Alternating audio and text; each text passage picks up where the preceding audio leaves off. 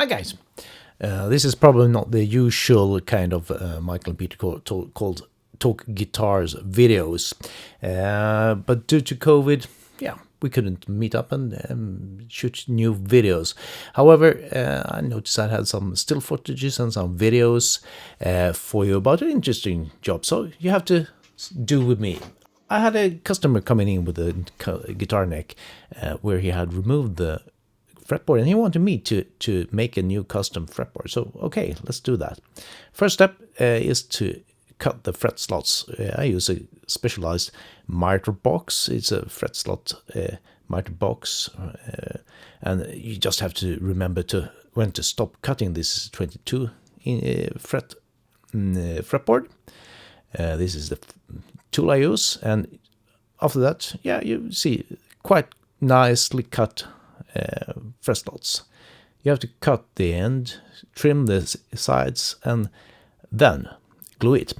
This is a trick I learned from Ted Woodford. I cover the truss rod slot with a cellophane tape and those small masking tape dots. You will see later what I use that for. It's to stabilize the fretboard sideways when putting on the clamps. I had to dye the epoxy black because the customer had done the sanding and it was not 100% perfect. So I dyed the epoxy black to cover any small gaps that could turn up.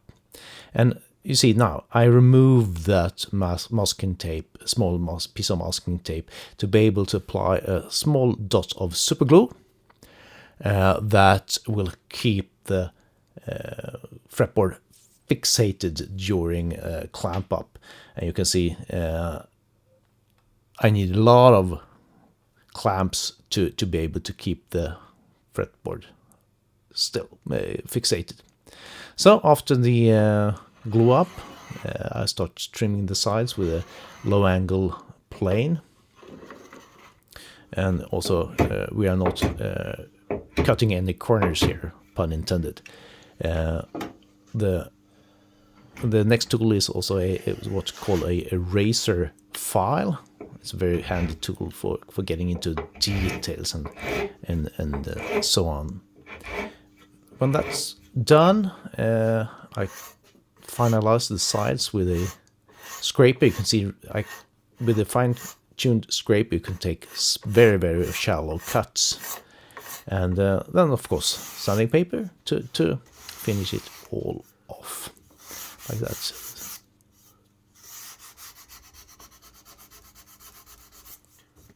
Then I had to make a bit of ebony dust to fill out one or two small gaps that still appeared because I couldn't sand the neck anymore because the truss rod slot would be too shallow. So I'm using a bit of kicker, super glue kicker, fill the gap with the ebony dust and make sure to really clean off everything because it would be a mess if I had any of this ebony dust and super glue mixture where I don't want it. And ebony dust is really something that color everything. So the super glue, and yes, if you have a good eye, you will see that it did a real mess because I had a leak in that cap, but luckily it just got on the bench. Next step, drilling for side dots. I use a template from Guitars and Woods in Portugal. A very nice company, very nice template, and it makes drilling the side dots really easy. Just make sure it's in the right spot and off to the drill press.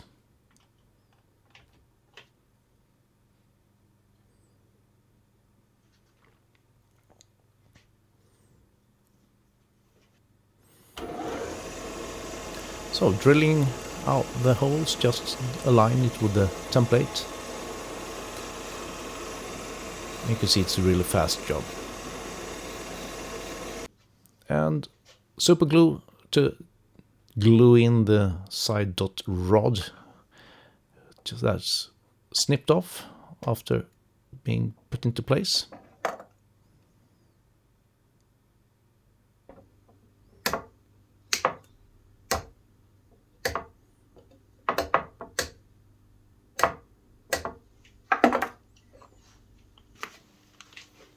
Then I have to measure the front position markers. I drew the diagonals between the fret slots, and also later checked that the crossing of the diagonals are on the center line, and using a center finder ruler I also measured between the fret slots to make sure that they were exactly in the middle of the spot there. Good lighting is essential. Even I realize that after a while. So drilling out for this position markers, just be careful on the right spot and on the right depth.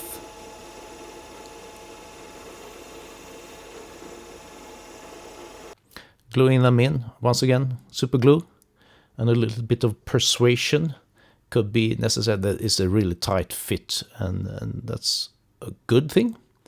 So a little bit of a persuasion from a dead blow hammer.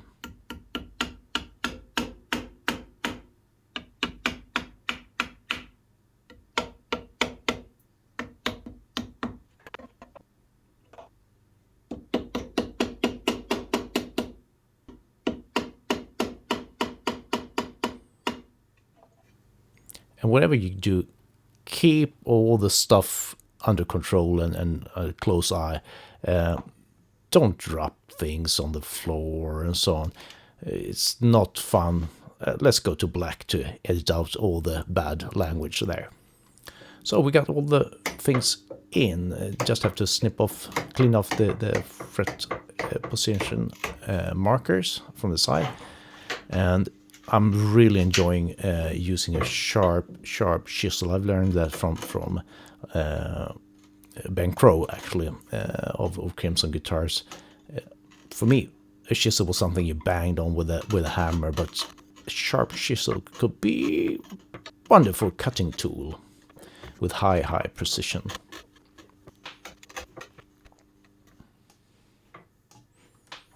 So when that's done, a bit of sanding, making sure to not get any of the ebony dust into the mahogany. It's really hard to get it out once it's there.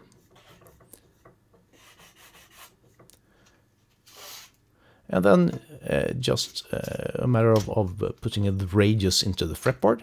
I use an aluminum sanding block from Stumec, marking out the fretboards to know that I'm not having any spots that I'm missing, and it's on to just hard work. This is a good workout.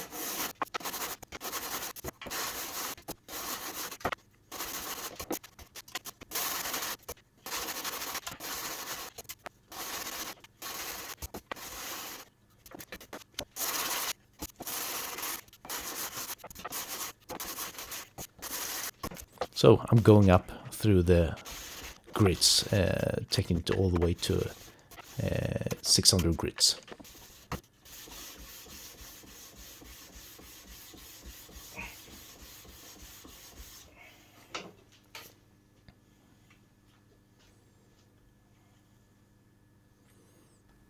So inspecting it, looking for any imperfections, and when I'm happy with that, cleaning up everything, of course, and I'm done.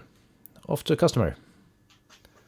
It came out pretty neat, I would say. Thanks for stopping by. I hope we will get new videos out soon. See you.